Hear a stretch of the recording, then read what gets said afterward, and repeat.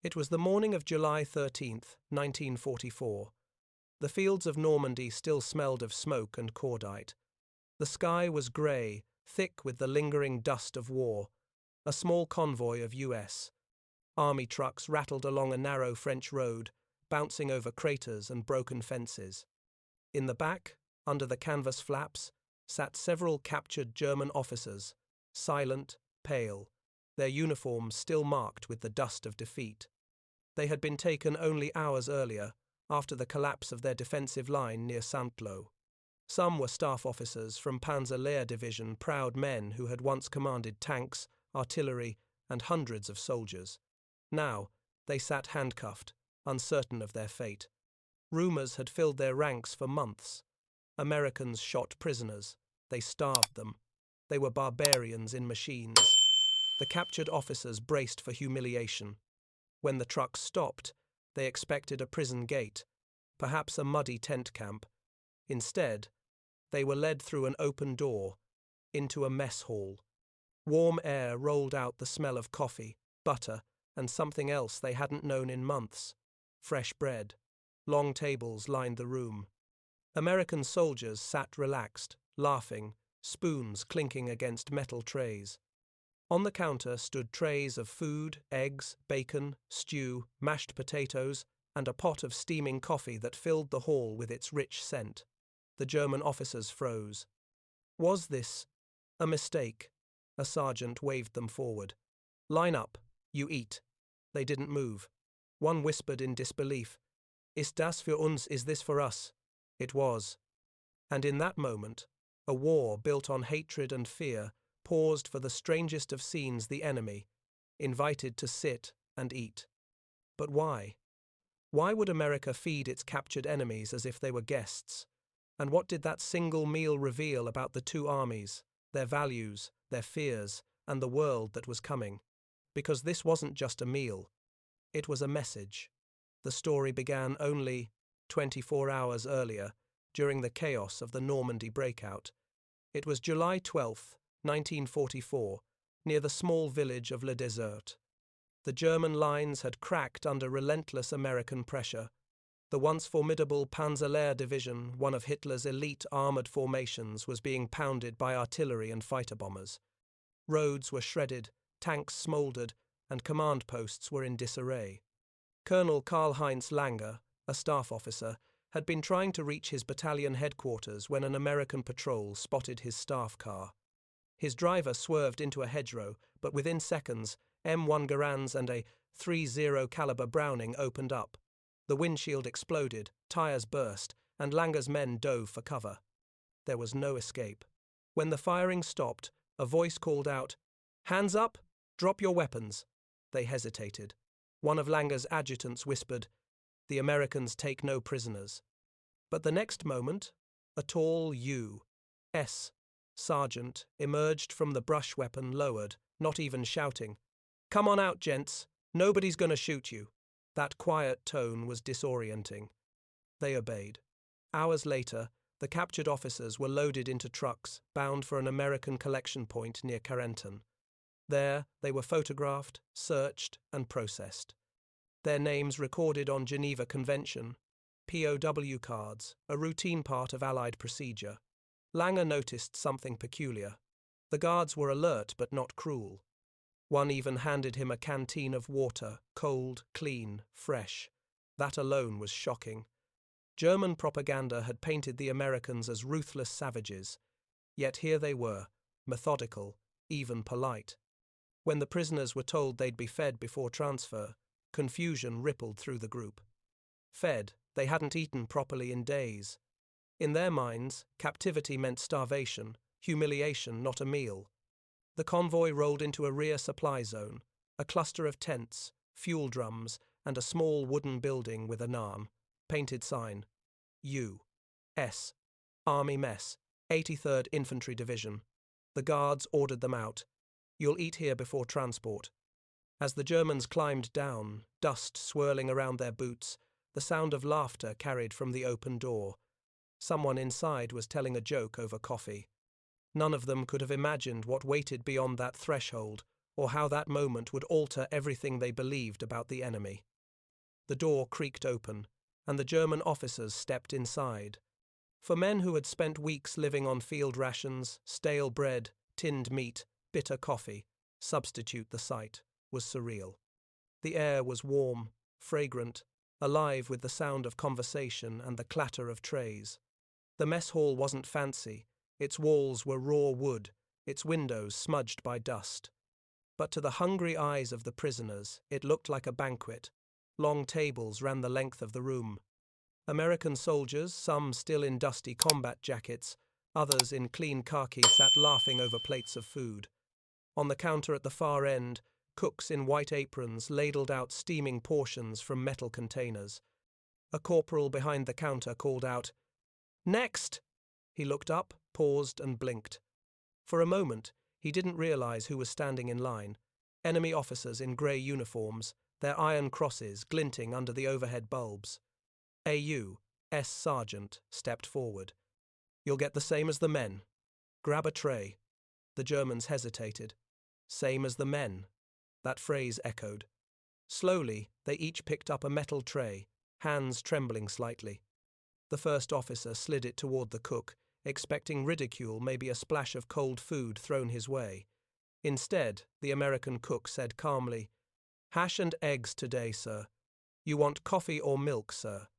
The word hit like a shell burst in silence. A term of respect to an enemy.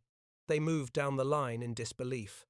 Onto their trays went scrambled eggs, potatoes fried in bacon fat, white bread still soft from the oven, and a cup of steaming real coffee, something most Germans hadn't tasted in years.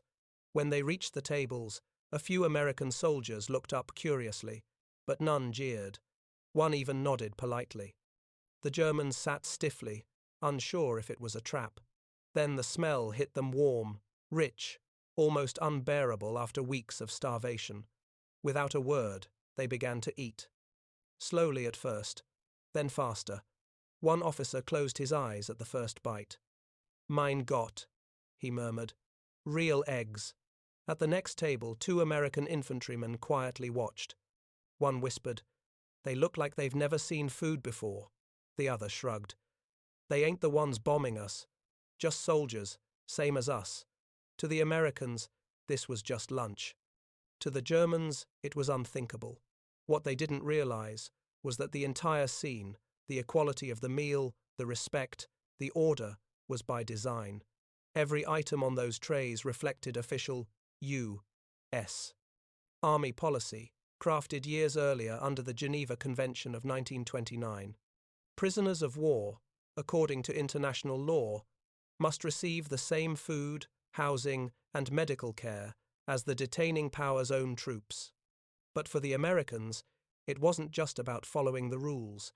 It was about something deeper, a statement of who they were and how they believed a civilized army should act. This mess hall, in its way, was theater. Every spoonful of mashed potatoes, every courteous word, sent a message louder than any propaganda broadcast. You have lost, but we are not you. For the German officers, the shock didn't fade. With the meal it deepened with every passing minute. Back in the Reich, soldiers had been told that capture by the Americans or British was a death sentence. Nazi propaganda films showed Allied troops as brutal, lawless men who tortured prisoners and desecrated their bodies. Even the Wehrmacht's internal briefings warned, better to die fighting than to fall into enemy hands. So when the officers looked around that mess hall at the relaxed posture of the American troops, the easy laughter, the abundance of food, the dissonance, was overwhelming. One officer, Captain Ernst Heller, a veteran of the Russian front, later recalled in his post-war memoir, "We believed we would be beaten, starved, maybe shot. Instead, they fed us like comrades. I could not understand it. How could they show decency to men who had tried to kill them only hours before?"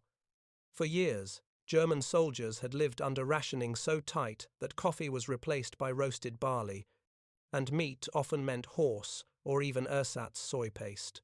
The U.S. Army, on the other hand, had built one of the most efficient food supply systems in human history. Canned goods, dehydrated vegetables, powdered milk, all shipped by the ton across oceans. The result was an army that ate like kings compared to almost every other force in the war. In 1944, a standard U.S. combat ration could include corned beef hash, fruit bars, powdered cocoa, and even cigarettes. To the Germans, it was unthinkable that such luxury could exist in a war zone, and yet here it was, on their plates. As they ate, a few began whispering among themselves. Was this generosity a trick? Psychological warfare? Colonel Langer thought so at first. He quietly told his men, "They mean to break our morale, to shame us." But the longer they stayed, the more that explanation faltered. The Americans weren't putting on a show for propaganda. They barely seemed to notice the prisoners at all. They simply lived this way. After lunch, a guard even passed by offering seconds. "More potatoes?" he asked casually. The Germans could hardly respond. One officer later joked to his comrade, "If this is captivity, we should have surrendered in Sicily." That joke, overheard by a U.S. interpreter, would later echo in reports across several POW camps. Again and again, captured Germans expressed the same astonishment, not at cruelty, but at kindness, at a level of comfort and abundance that seemed impossible in wartime. But what they couldn't see yet was that this wasn't just compassion, it was strategy. Behind every plate of food was a calculation, a psychological weapon as sharp as any rifle. The United States didn't treat its prisoners well out of naivete or softness. It did so because it worked. By the middle of 1944, the War Department had already studied the experiences of the First World War and learned a powerful truth. How you treat a captured enemy can decide how quickly others choose to surrender. A hungry, brutalized army fights to the death. A soldier who knows he'll be fed, housed, and respected if captured lays down his arms much faster. Every plate of food, every clean bed, every polite sir served a greater mission: to sap the enemy's will to resist. Intelligence officers knew it too. Men who were fed and calm were far more likely to talk. At interrogation centers like Camp Trent and Fort Hunt in Virginia, German officers were questioned not with torture, but with comfort. The better they were treated, the more they revealed. It was a deliberate system codified down to the calorie. Army regulations ordered that the daily ration for prisoners of war will equal that furnished to American troops. The goal was both moral and practical: to uphold the Geneva Convention and to signal that the United States fought with rules, something the Axis powers had often ignored. By contrast, German camps on the Eastern Front were notorious for brutality. Soviet prisoners starved by the millions.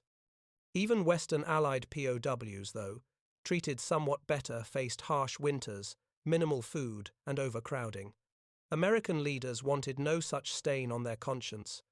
President Roosevelt's advisors understood that how America fought would define it in the post-war world, and so, in hundreds of POW camps across the U.S. and Allied territory, the policy was enforced with precision. From Camp Swift in Texas to Camp Hereford and Camp McCain in Mississippi, German prisoners ate menus that might include oatmeal, scrambled eggs, meat stew, and fruit. They even received Red Cross parcels and medical care identical to U.S. soldiers. Many were later sent to agricultural labor programs, picking cotton, harvesting wheat, or working sawmills, paid small wages in camp currency. For them, captivity became a strange, almost peaceful interlude in the storm of war. But for captured officers like those in the Normandy mess hall, this realization was staggering. They had been taught that Americans were decadent, weak, ruled by chaos and greed. Instead, they saw an army so organized, so wealthy, so confident in victory, it could afford to feed its enemies like guests. That, more than any weapon, struck at the core of Nazi pride. The real power wasn't just in the food. It was in what the food represented, a civilization that didn't need cruelty to prove its strength. Still, for the men seated in that hall, the shock wasn't only strategic, it was personal. an emotional earthquake that would ripple through every German prisoner who crossed the Atlantic. When the German officers finished their meal, the silence among them was heavy, not with fear, but with confusion. These were men who had lived by the code of the Wehrmacht: obedience, endurance, sacrifice for the fatherland. They had believed themselves part of an invincible army, heirs to centuries of Prussian discipline. And yet here they were, eating like kings in the enemy's camp, treated with courtesy by the very men who had destroyed their divisions only days before. It was, as one prisoner later described, a humiliation wrapped in kindness. Colonel Langer could not stop staring at the American soldiers around him. The way they joked with their sergeants, spoke freely, even complained about food. In Germany, such behavior would have been unthinkable, a soldier speaking to an officer as if they were equals. Impossible. But here, authority was firm, yet relaxed. The Americans seemed to follow rules not out of fear, but out of confidence. It was a new kind of discipline, one born from democracy rather than domination, and that difference began to gnaw at the captured officers. That evening, while being transported to a temporary holding camp, one of them whispered, "If this is how they treat their prisoners, what must life be like for their own people?" It was not meant as a compliment, but it became one. For the first time, many of these men began to sense that the world they had fought to defend was smaller, colder, and more rigid than they'd realized. In the months that followed, as German POWs were shipped across the Atlantic to camps in the American Midwest and South, this realization deepened. They found themselves in clean barracks, given medical checkups, even allowed to write home under Red Cross supervision. Some were shown films of American cities, streets full of cars, neon lights, stores overflowing with goods despite the war. One officer later wrote in disbelief, "We were told America was starving. Instead, we saw a nation so rich it could throw food away." Psychologists within the US Army noticed something remarkable. Good treatment didn't just pacify the prisoners, it changed them. In several camps, POWs formed orchestras, libraries, and even universities. They debated philosophy and democracy, concepts that had been forbidden under the Nazi regime. A few secretly wrote essays on what had gone wrong with Germany. One former Luftwaffe pilot later said, "The Americans captured our bodies, but they also captured our minds with decency." For many, that moment in the mess hall, that first encounter with respect and abundance, became the crack in the wall of ideology. It didn't erase loyalty or erase guilt, but it planted doubt. And, in war, doubt is powerful. Still, not everyone was comfortable with such generosity. Back home in America, some citizens were beginning to ask hard questions of their own. While German officers dined comfortably behind barbed wire, thousands of Americans back home were tightening their belts. Ration coupons dictated every household's sugar, butter, and meat. Factory workers ate in crowded canteens, soldiers' wives stretched meals to feed families, and gas lines wound through city streets. So when word spread that German prisoners were eating steak, eggs, and fresh bread, resentment stirred. In southern states, where many POW camps were located, the sight was especially jarring. Newspaper photos showed captured Nazis sitting at outdoor tables, drinking coffee served by American cooks while nearby. Black American soldiers trained in segregated units often denied the same facilities. At Camp Shelby in Mississippi and Fort Benning in Georgia, it wasn't uncommon to see German POWs seated at restaurants or working on farms under minimal guard, earning small wages, while black troops, who wore the same uniform as the guards, were refused service in those same towns. One black soldier, writing to his mother in 1944, expressed the bitter irony. "The white man who tried to kill me can eat at the counter. I, who fight for this country, cannot." That contradiction haunted many Americans. To the War Department, strict adherence to the Geneva Convention was a matter of national honor, proof that the United States fought clean, that it was different from its enemies. But to citizens watching their own men go hungry overseas or face racism at home, it sometimes looked like misplaced mercy. The U.S. government tried to explain. In radio broadcasts and printed bulletins, officials reminded the public that humane treatment of prisoners protected our own soldiers held abroad. How we treat theirs, one pamphlet read, is how ours will be treated in return. Still, the optics were difficult to ignore. A captured Luftwaffe lieutenant picking peaches in Alabama under light guard, smiling, while American families rationed powdered milk. And yet, in retrospect, this paradox, this moral unease, became part of America's larger identity during the war. The idea that justice and mercy could coexist, even when it looked unfair. The mess hall scene, repeated across hundreds of camps, was both a triumph of principle and a mirror of hypocrisy. It showed the best of American decency and exposed the cracks within it. For the German prisoners, those contradictions were invisible. They saw only the abundance, the calm, the strange civility of their captors. But for America, the treatment of those men was a test of its conscience, its values, and its vision of what victory truly meant. Because feeding an enemy with respect isn't just an act of generosity, it's an act of power. And as the war dragged toward its bloody climax, that power would leave a mark far deeper than any battlefield victory. When the war finally ended in May of 1945, more than 370,000 German prisoners were scattered across the United States. They were housed in over 500 camps from the pine forests of Arkansas to the wide plains of Texas and the cornfields of Iowa. For many, captivity had become strangely routine. They worked in fields, built roads, read newspapers, even played in orchestras. They followed baseball games on the radio and wrote letters, home letters that, for years, travelled more freely than those sent between bombed-out German towns. But as the Reich collapsed, a new anxiety settled in. What would they return to? A few wept when they learned that their cities, Hamburg, Dresden, Berlin, were reduced to ash. Others feared retribution from the Soviets, or even from their own people. In the camps, the same mess halls that had once been symbols of shock and abundance now became spaces of reflection. American chaplains organized discussions on democracy and human rights. Some prisoners attended voluntary lectures on constitutional government, part of a quiet experiment the U.S. Army called re-education. The idea was simple.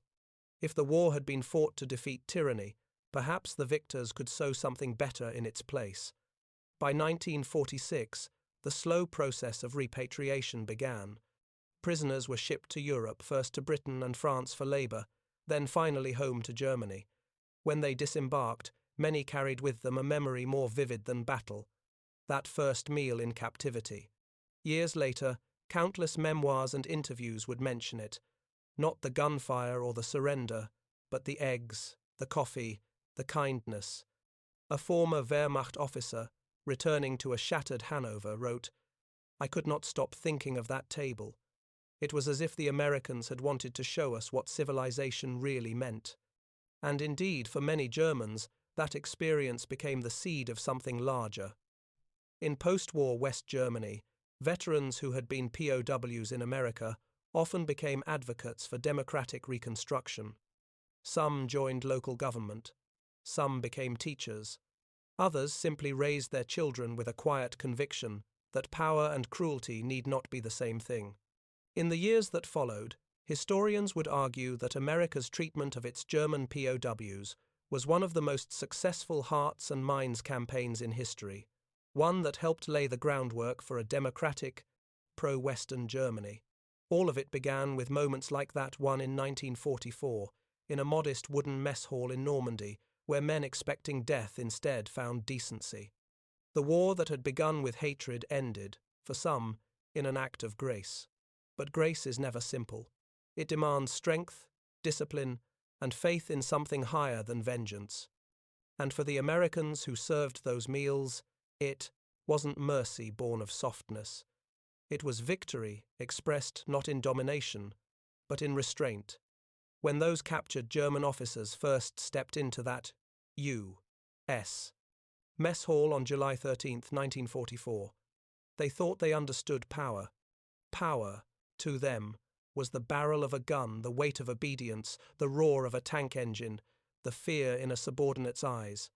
But in that hall, with the smell of coffee and bread rising in the air, they discovered another kind of power entirely, the power of civilization. For all its violence, the Second World War was also a test of identity, of who could remain human in an inhuman time. The Americans who served those meals didn't do it out of love for their enemies. They did it because they believed strength meant restraint, and that the true victory was to fight hard without losing one's moral compass.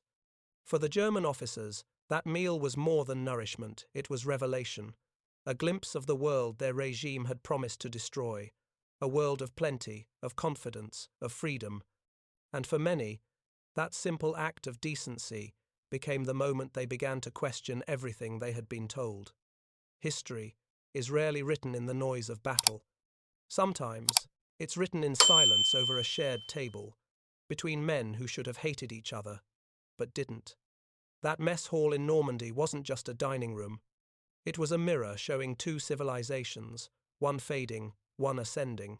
And as spoons clinked against trays, the war's outcome was already being written, not just in steel and blood, but in humanity. Because sometimes, the strongest message a nation can send to its enemies is the simplest. We will defeat you, but we will never become you.